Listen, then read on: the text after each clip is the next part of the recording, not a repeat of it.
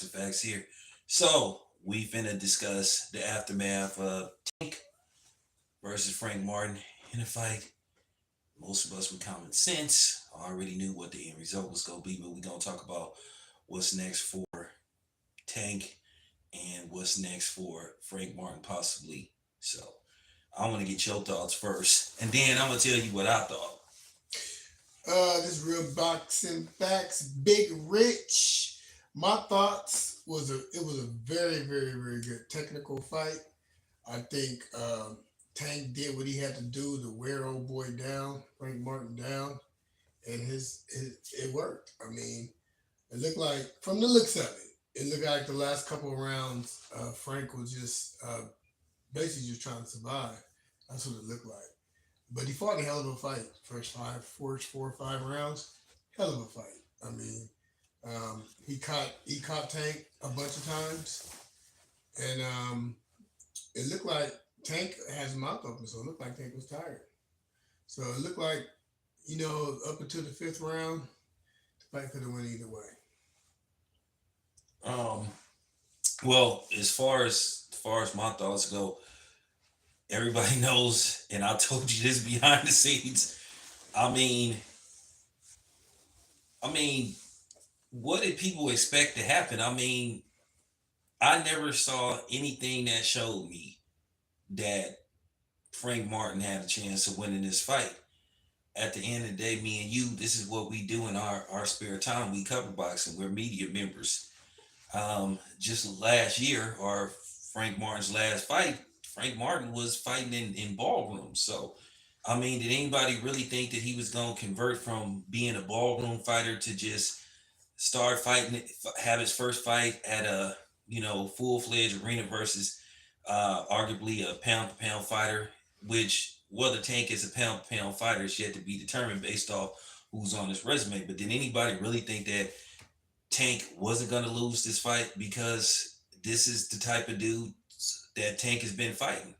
And I think a lot of people like myself, we want to see Tank up the ante a little bit and fight somebody where it can be more of a risky fight for Tank, because who didn't think that Frank Martin was gonna eventually get caught?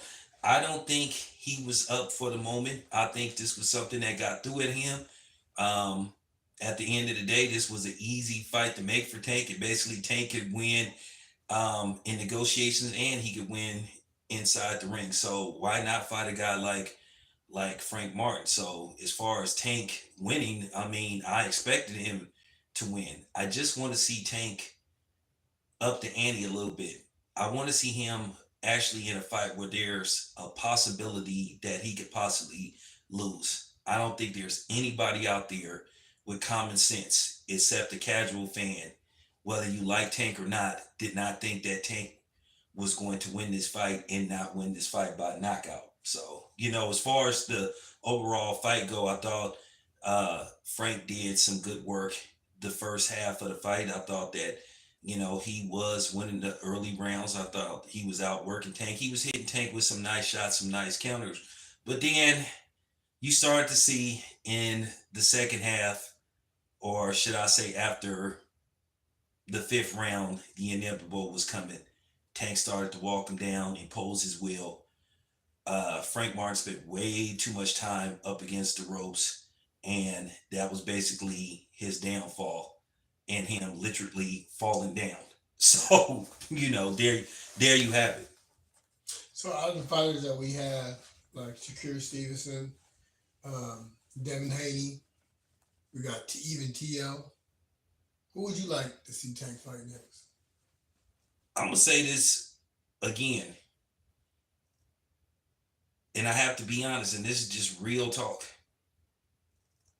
Tank, in all likelihood, he will be a favorite versus all those dudes, whether it's Tiafimo Lopez, whether it's the dude Pyro, whether it's Devin Haney, whether it's Shakur Stevenson. Tank, in all likelihood, would be a favorite. I think, based off what I've seen, I think there's still two guys out there, maybe three, that could pose a problem for Tank, but that remains to be seen. I think a guy that got the closest chance of possibly beating Tank, but he would have to fight the perfect fight. And the problem is, would he do enough? Would he be willing to engage enough to beat Tank Davis? And that's Shakur Stevenson. I'm gonna be honest with you.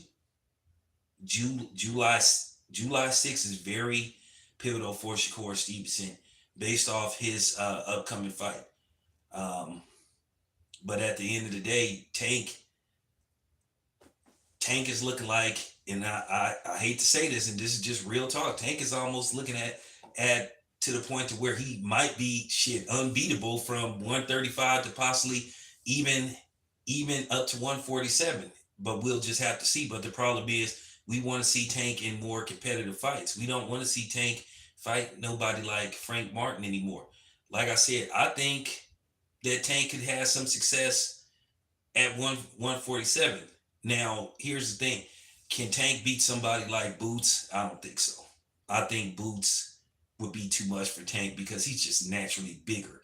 But I do think Tank could all the way advance up to 147. I think right now, if he fought somebody like Blair the Flair Cobb, he knocks him out. But like I said before, I just think Tank needs to try some different things. I need to see him in a more challenging fight because, like I said in my podcast, I think one of the problems with Floyd, Rich, after Floyd became, you know, Money Mayweather, most of the time from the Diego Corrales fight all the way up to the Andre Berto fight, what fight was Floyd really in that he wasn't an overwhelming favorite, or there was a fight that you saw Floyd in that you may think that he actually stands a chance of losing? Okay, even though he had a couple of challenging fights, but at the end of the day, you always thought Floyd would pull through. Did you really think he was going to lose to somebody like Robert Guerrero? Did you really think, um, even though Cotto gave him a competitive fight, Cotto wasn't the same after the Margarito fight,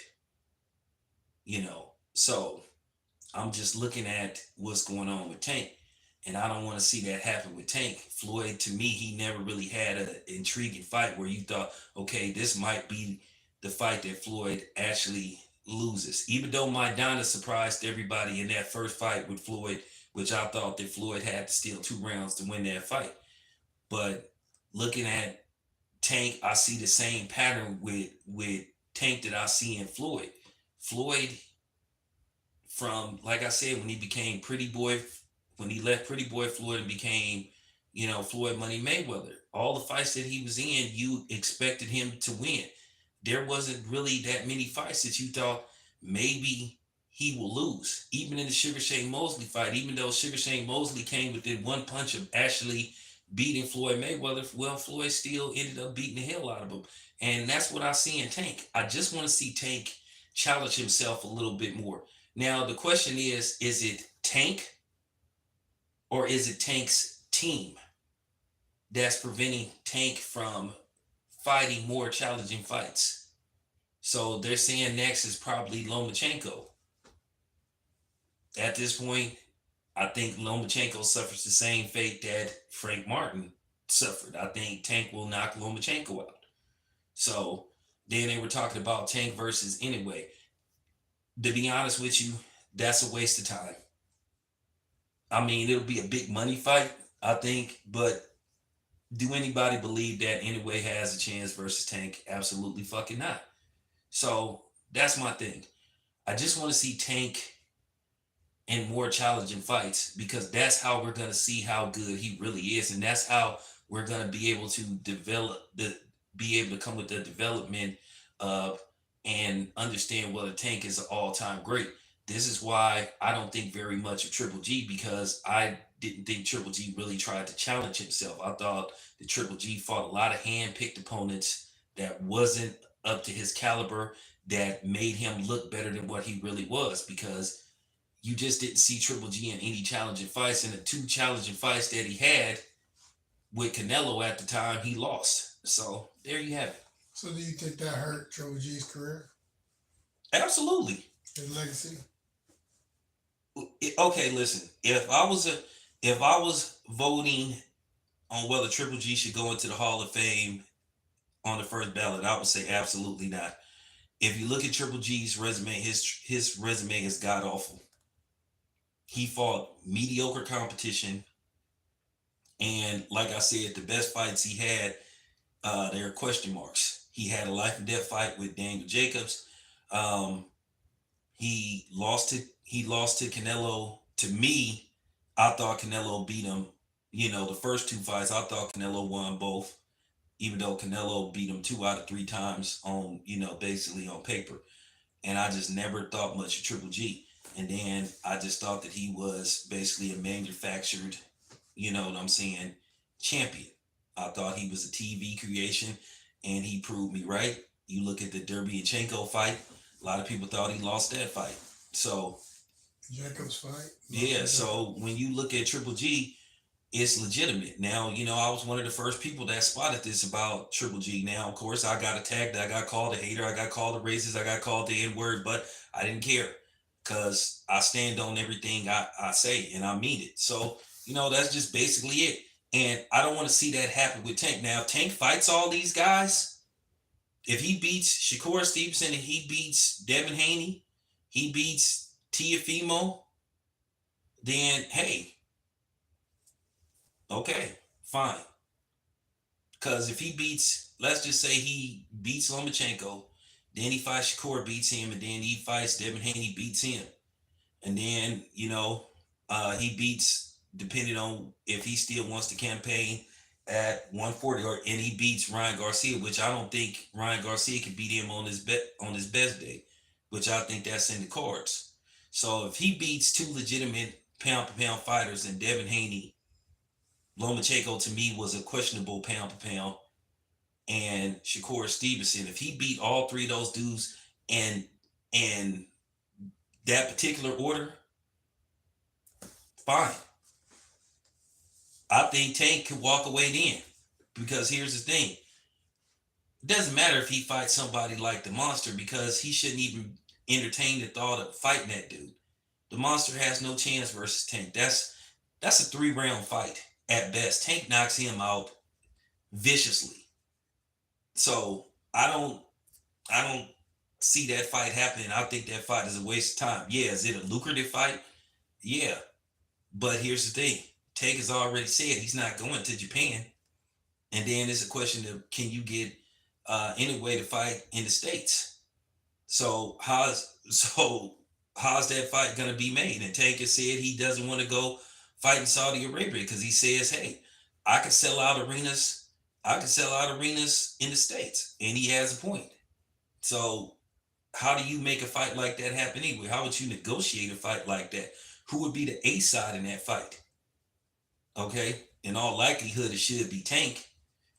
Whether people act like, fighting in the States doesn't have any relevance on how you are determined or, ranked as an overall fighter, you have to fight in the States, whether you like it or not. So that's just the bottom line. So, you know, so, you know, but nevertheless, that's just my personal opinion. So, um, as far as Tank goes, what I saw, um, and I'm not hating on Tank. I just want to see Tank. Like I said, I just want to see Tank challenge himself. I want to see him do different things. What makes you a legend in the sport? It ain't about being undefeated, and I think that's been misconstrued due to the fact of what happened with Floyd, because Floyd held on to that being undefeated to dear life, and that's the problem. I think Floyd has devalued that based off him being in all these exhibition fights. So there you have it.